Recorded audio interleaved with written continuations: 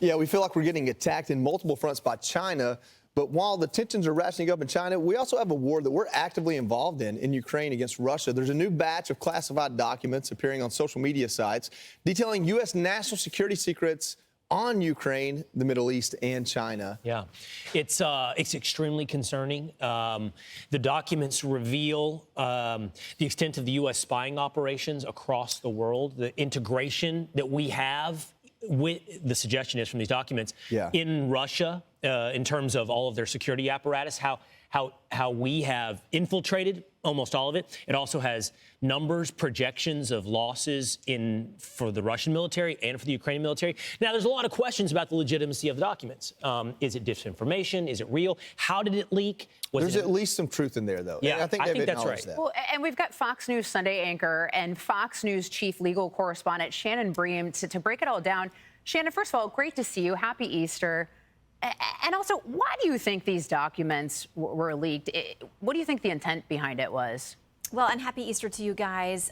What's interesting to me, one of the things that stuck out in reading about these documents is that it looked like their pictures were taken of them. These were not the actual documents that were fed to somebody. So it looks like somebody who was trying to, surreptitiously get photos of this and then share the photos of the documents. So it feels like an inside job, but DOJ is investigating, DOD is investigating, so we'll find out. But clearly, I think it's meant to try to change what's happening in Ukraine and Russia. But, a lot of the leaks look like they don't spell out a very good picture for Russia. But I think it's always an attempt when these leaks happen to embarrass the Americans, to undermine us around the world. And, it seems like that's often the goal. That's such an interesting point. It's not like an email was intercepted. It's the idea that someone might have purposefully submitted or sent this information to a bad actor. When you say somebody took pictures and that's what was leaked rather than just the content itself, that reminds you of spy games.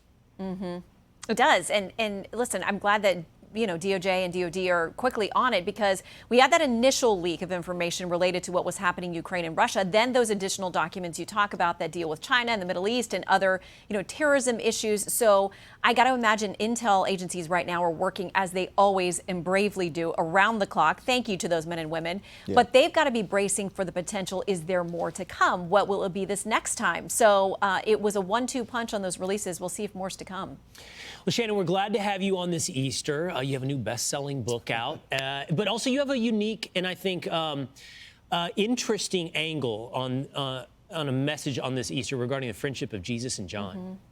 Yeah, I decided to write about this and pull some of it from the book because it's a beautiful thing. Jesus and John, you think about traveling through life from somebody where you don't know where you're going to rest your head at night. You don't know where that next meal is coming from. I say it's sort of like the Amazing Race on steroids. These men were always outrunning threats and having to have each other's backs. And you watch John and his friendship with Jesus grow over the years. And when everybody else abandoned him, when he made it to the cross for crucifixion, John was the one man, one of the disciples, the apostles, who was still there with the women who were there with Jesus. So John is that friend who stuck around through the worst of it. And they rightly were all very worried that they could be next to be killed, and many of them were martyred. But John didn't shy away. He didn't run away from the cross. He stood there in Jesus' final moments, and he was the friend who stays. And we all want to have those kinds of friends, but it means we have to be that kind of friend too. Yeah. And everyone make sure to watch Women of the Bible Speak. It airs tonight on FNC at 10 p.m. Eastern. Shannon Bream, thank you for that message and for joining us on this Easter Sunday. Happy Easter. Yeah. God bless you guys. Happy Easter. You too, Shannon. Thank you so much. Don't forget, you can watch Fox News Sunday coming up at 2. Oh, yes. As well. That too. Right here there on the you Fox go. News Good channel. job. I'm Steve Ducey. I'm Brian Kilmeade. And I'm Ainsley Earhart. And click here to subscribe to the Fox News YouTube page to catch our hottest interviews and most compelling analysis.